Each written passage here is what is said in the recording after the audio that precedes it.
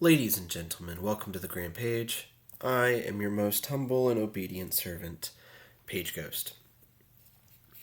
I believe it was last time I spoke about the 2007 Michael Bay Transformers film. And that was a pretty long video. That might be my longest video on the channel up to date, if I'm not mistaken. Bottom line, my recommendation was that I told you to go watch it, that it's at least worth a watch, whether you're a Transformers fan or just a fan of action films in general. It's got really good characters, it's got a really good story, it's all very cohesive, the action is phenomenal, it's a visual spectacle, absolutely a phenomenal watch. I'm still on my journey of rewatching these films. I grew up on these films during my sort of preteen, teenage years, so to speak, and I'm seeing that it's not all just nostalgia. Although I am seeing problems here and there that maybe I didn't notice as a kid, because you don't really notice those things as well when you're a kid, so to speak. But bottom line, the 2007 film is absolutely phenomenal. And what they ultimately did with Revenge of the Fallen is, for the most part, everything that was present in the 2007 film is absolutely present in the Revenge of the Fallen film, although it's turned up to 12. And that can either be a really, really good thing or a really, really bad thing. In equal parts, I found myself enjoying the spectacle and also cringing because of everything that was turned up to 12. I'll get the bad stuff out of the way first. Well, actually, before I do that, sort of my recommendation. If you liked everything, and I mean everything from the humor to the action, everything in between, if you liked all of that in the first 2007 film, you'll probably like Revenge of the Fallen. So, in general, I do recommend it. The narrative, the story itself, has a good core, I would say, probably, but it does get messy. And it's not perfect. It's not nearly as cohesive as that first film. But if you really liked that action, especially, and the visual spectacle of the first film, all of that is even better here. And if you liked the humor in the first one, there's a lot more of that here. But to get into some of those negatives that I personally feel about it, getting into that humor, particularly the sexual humor, it really, really doesn't land here at all. Oh man, yeah, it's really just super cringy. It's honestly, for me personally, it's pretty gross. And some people are probably going to enjoy it, think it's funny. I personally don't appreciate humor like that for the most part, especially when the context really doesn't fit, I feel like. For example, Deadpool, I think, is a good character where a lot of humor in Revenge of the Fallen works. It works with a character like Deadpool in a story that Deadpool is a part of. But I really don't think the humor works here. For example, a recurring joke in like the beginnings of the movie are the dogs. Mojo's back, and he's got a friend Frankie, and uh, there's they're humping each other, and for some reason, actually, that doesn't just end with them. There's another scene later on that's also got stuff like that, and it really, really doesn't work. So real cringy in my personal tastes, really, really gross. Some people might find that humor okay or even enjoy it. It's fine if you do. It really just doesn't land in terms of a Transformers film, I feel like.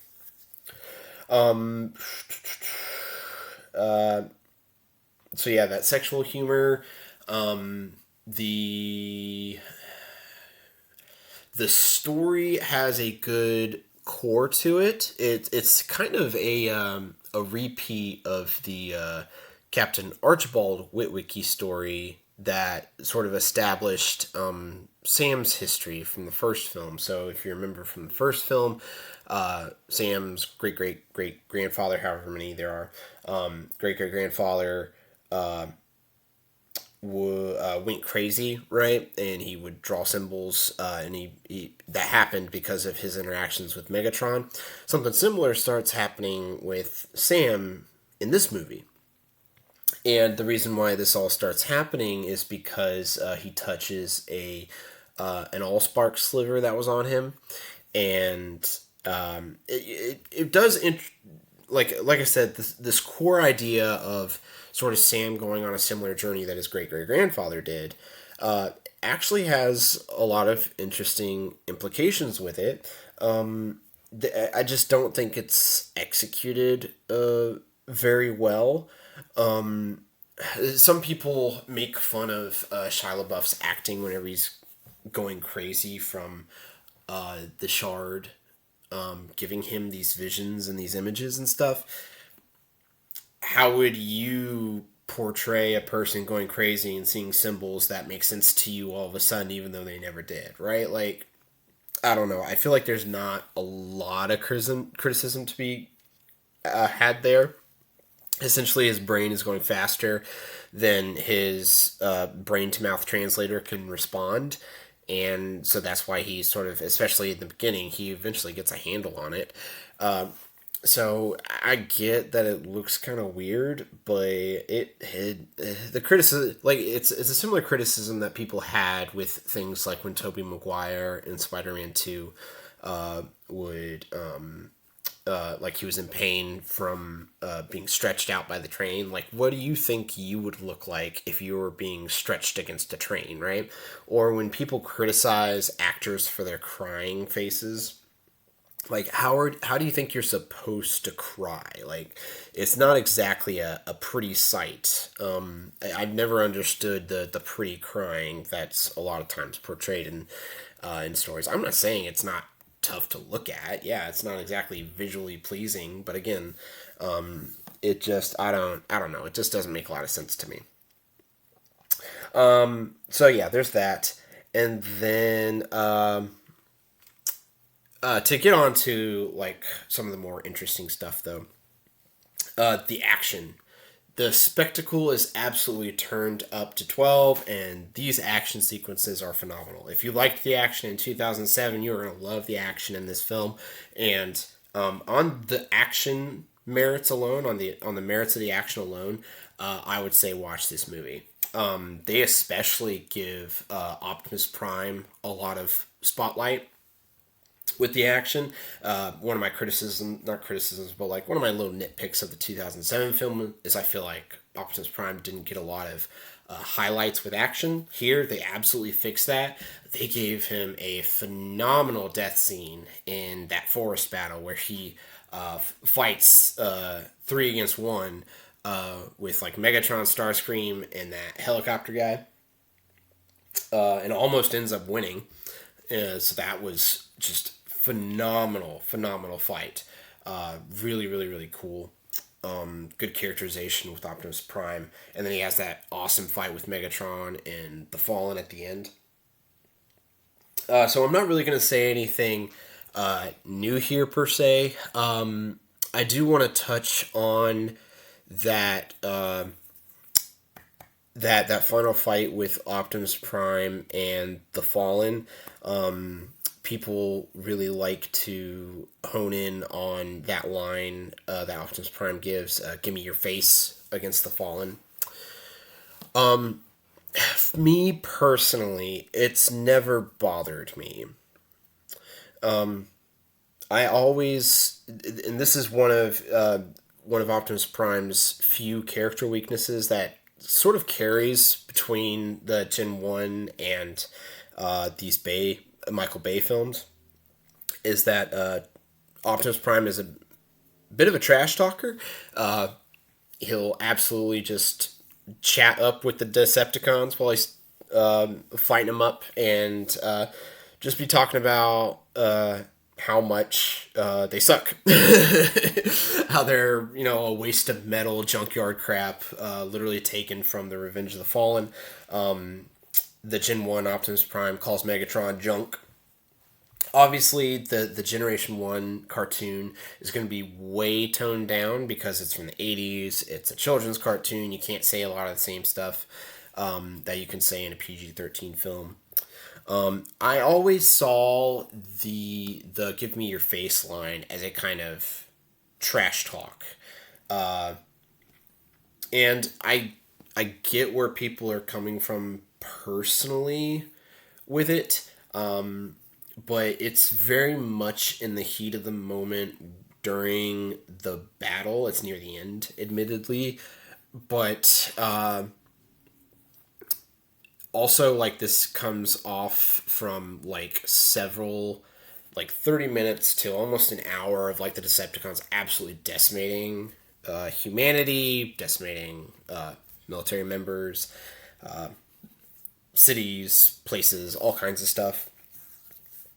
And so any sort of idea that the Autobots like should have shown mercy or something during a time when they've been waging war for centuries, like they've perfected sort of the art of war, perfected in the sense that these are masters of warfare, that they don't hold their punches. They do what is most advantageous to them to complete the fight, to finish the fight, so to speak. And if anyone is sort of cruel or any thing of that nature, it is absolutely the Decepticons. It is not the Autobots whatsoever. It certainly isn't Optimus Prime. I don't believe that whatsoever. During the heat of battle, Optimus Prime is able to take the spear from the Fallen and is able to get the spear into the Fallen in such a fashion that he could even wrench up the face in the first place. If that's not what would have happened during the fight, then it wouldn't have led to necessarily him taking the Fallen's face. You can say, well, they could have just not had that in the movie. They could have just taken it out. Well, I'm sorry, but then you remove any sort of choreography. Do you want a beautiful fight sequence that is very pleasing and cathartic to view, or do you want something that's a little more messy? Like, that's like, if you want something a little more messy, watch some of those older films where they don't really choreograph any of the fight sequences, and everything is very much spur of the moment, right? And it's a lot messier, but it also doesn't look very. It's not very visually appealing, and it's not very cathartic.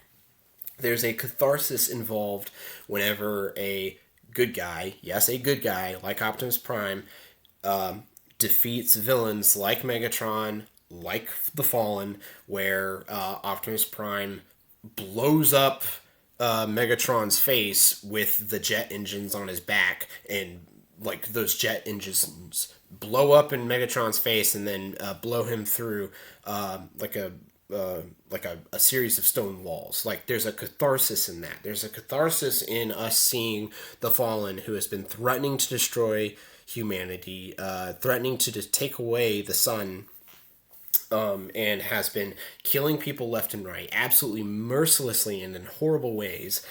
There's a catharsis in seeing, in seeing his face get ripped off, and then his spark being taken out. Right. Not saying that it's not like a because it's not like a torture scene either. Again, it's a this is sort of the most efficient way in the moment to take out the bad guy, right? Because it's not like Optimus Prime had him on a torture table and took off his face like that, right? That's what happened with Megatron when he was holding Sam Witwicky down, right? That was torture, and Optimus Prime did this in the middle of a fight. So I don't agree with those criticisms that people have about Optimus Prime. I get why people sort of back away from it, sort of clinch up at it, because the connotation certainly is there. I'm not trying to say that people are wrong necessarily for feeling this way. But it's not as simple as, well, he said that and that's what happened, and so Optimus Prime just comes off as a bad guy. It's just not as simple as that, and I just don't agree with it. A lot less to say here, again, because I feel like Revenge of the Fallen, everything gets turned up to 12, so a lot that was in this film is present in the 2007 film. If you watch the 2007 film, you appreciate especially the action and the visual spectacle. All that is here again, but that story is not nearly as coherent. There's a good core to it that's very interesting, but it's not as well fleshed out or set up. And then yeah, that sexual humor, it's not funny to me. It's just cringy. I don't know. Maybe I'm a bit of an old man, but I really can't appreciate that. But I can at least enjoy this for the Optimus Prime bits, and the battle sequences are absolutely a visual spectacle. So if you liked 2007 film with those visual spectacles and battle sequences, especially seeing Optimus Prime fight a lot more, I can definitely recommend it. As always, I am your most humble and obedient servant, Page Ghost.